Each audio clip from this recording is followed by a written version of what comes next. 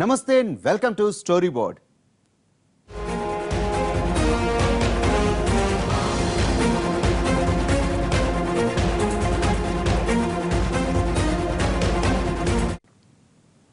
ఒక ఘటన, దానిపై రాజకీయ దుమారం, ఆపై మరో ఘటన, అది కూడా మొదటి ఘటన స్థాయిలోనే వివాదంగా మారింది.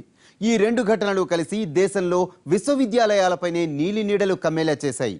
ఒకరి తర్వాత ఒకరు ఎవరికి నచ్చినట్లు వాళ్ళు హెచ్సియు, జేఎన్యు అంశాల మీద మాటల తూటాలు పేలుస్తూ వెళ్లారు. దానికి కొనసాగింపు ఇప్పుడు పార్లమెంట్లో కనిపిస్తోంది. హైదరాబాద్ సెంట్రల్ వర్సిటీలో రోహిత్ వేముల ఆత్మహత్య, జవహర్ లాల్ నెహ్రూ వర్సిటీలో కన్హయ్ కుమార్ అరెస్ట్, దేశవ్యాప్తంగా భగ్గుమన్న యూనివర్సిటీ విద్యార్థులు, నెల రోజులుగా దేశాన్ని కుదిపేస్తున్న యూనివర్సిటీలు.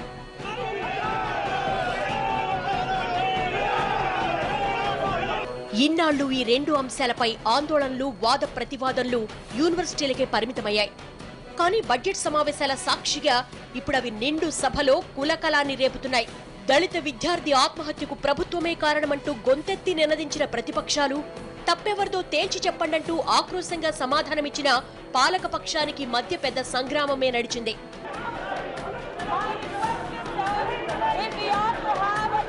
పార్లమెంటు బడ్జెట్ సమావేశాల తొలి రోజు రాష్ట్రపతి ప్రసంగం తర్వాత ఉభయ సభలు వాయిదా పడ్డాయి. అంతకు ముందు రోజే ప్రతిపక్షాలు ప్రభుత్వాన్ని యూనివర్సిటీల వివాదంపై నిలదీశాయి. రోహిత్ వేముల ఆత్మహత్యకు పాలకుల విధానాలే కారణమంటూ దుయ్యబట్టాయి. హైదరాబాద్ సెంట్రల్ వర్సిటీ వివాదంలో వాస్తవాలేంటో తేల్చి చెప్పాలని నిలదీశాయి. मुख्य कारण ये था कि जो रोहित वेमुला था, जो जिसने आत्महत्या की, वो अम्बेडकरवादी था। लेकिन आरएसएस की जो विचारधारा है उनको ये अच्छा नहीं लगा और इतना उसका उत्पीड़न हुआ, उसका इतना बड़ा उत्पीड़न किया गया कि जिसकी वजह से ये भी कि केंद्र की सरकार के मौके पर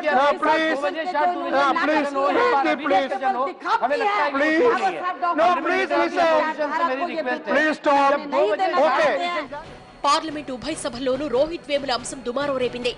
హైదరాబాద్ సెంట్రల్ యూనివర్సిటీ విషయంలో పాలకులతో పాటు కులపతులది బాధ్యత ఉందన్న విమర్శలకు లోక్సభలో సమాధానమిచ్చారు కేంద్ర మానవ వనరుల శాఖ మంత్రి Smriti Irani.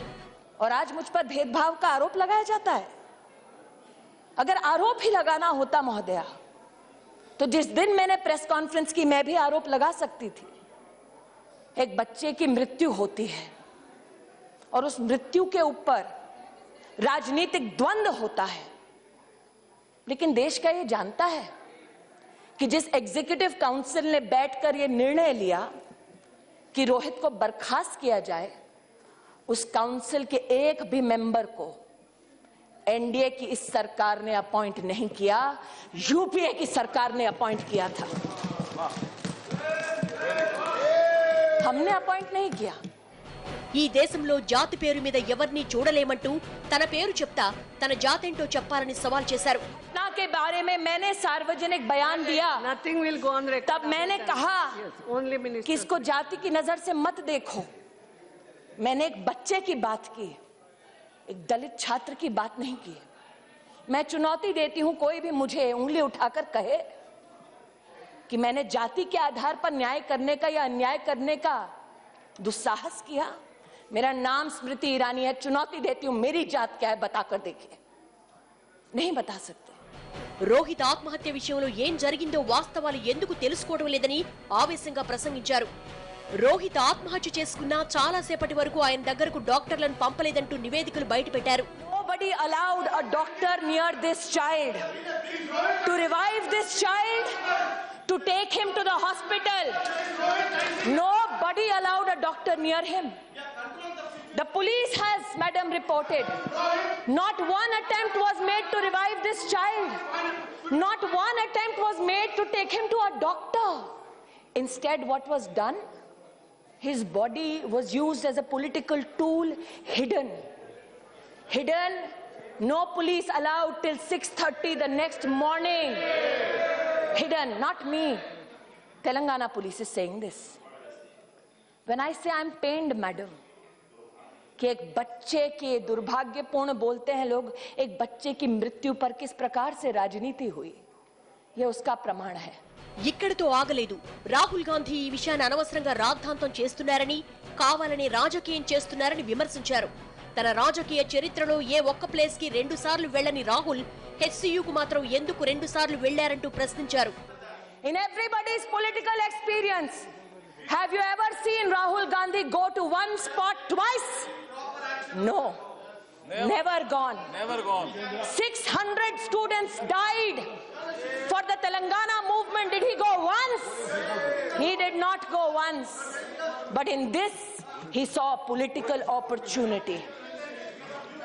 This child, in his statement, says no one is responsible for my death. But yet, you seek to use this child for your own political ends. That is the tragedy. మొత్తంగా దేశవ్యాప్తంగా గత 2 రోజులుగా జరుగుతున్న యూనివర్సిటీ వివాదాలకు ప్రభుత్వం తరపున మానవ వనరుల శాఖ మంత్రిగా సమాధానాలిచ్చారు. ఇక్కడ స్మృతి మాటకు ఎంతమంది శభాష్ అన్నారో అదే స్థాయిలో ఆమెపై విమర్శలు కూడా వచ్చాయి. ఎవరికి ఒప్పు ఎవరికి తప్పు అన్న విషయం కాసేపు పక్కన పెడితే స్మృతి ఇరానీ వ్యాఖ్యల నేపథ్యంలో ఆలోచించాల్సింది ఒకటే, ప్రస్తుత పరిస్థితుల్లో దేశంలో ఉన్న యూనివర్సిటీలు ఎలా తయారయ్యాయని. అటు ప్రతిపక్షంలో ఉన్న మాయావతి సహా కామ్రేడ్లు చెప్పేది ఒకటే, బీజేపీ నిరంకుశ పాలన చేస్తోంది, దాని ఫలితంగానే రోహిత్ వేముల ఆత్మహత్య చేసుకున్నాడని. ప్రతిపక్షాల ఆరోపణలు, పాలకపక్షం సమాధానాలు అన్నీ పక్కన పెడితే ఇప్పుడు దేశవ్యాప్తంగా స్మృతి ఇరానీ లేవనెత్తిన అంశాల మీద రాజకీయ చర్చ జరగాల్సిన అవసరం మాత్రం ఉంది అన్న విషయం స్పష్టం చేస్తున్నాయి.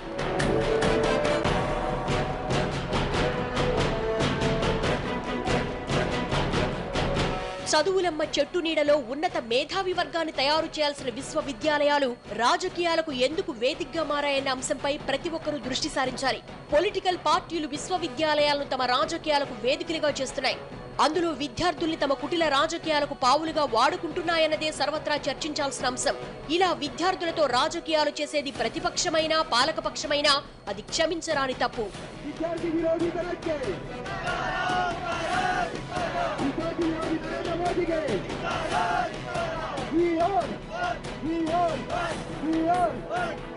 దేశ భవితకు బాటలేయాల్సిన విద్యార్థులను ఇలా రాజకీయ ప్రయోజనాలకు బలి చేయడాన్ని ఎవరూ గ్రహించరు. ఈ రోజున ఢిల్లీ వర్సిటీలో జరిగిన పరిణామాలు, హైదరాబాద్ సెంట్రల్ వర్సిటీలో జరిగిన ఘటన రెండింటిలో చెలరేగుతున్న రాజకీయాలను చూసి ప్రజలు ఆశ్చర్యపోతున్నారు. విశ్వవిద్యాలయాల్లో వేళ్లూనుకుపోతున్న రాజకీయ శక్తుల్ని ప్రజలు అసహ్యించుకుంటున్నారు.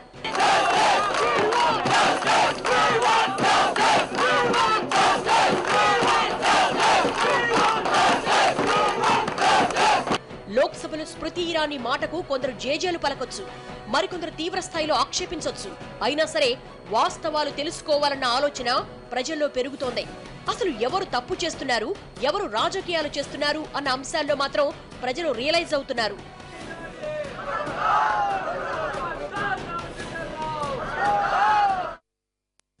స్టోరీ బోర్డులో ఇప్పుడు షార్ట్ బ్రేక్ తీసుకుందాం.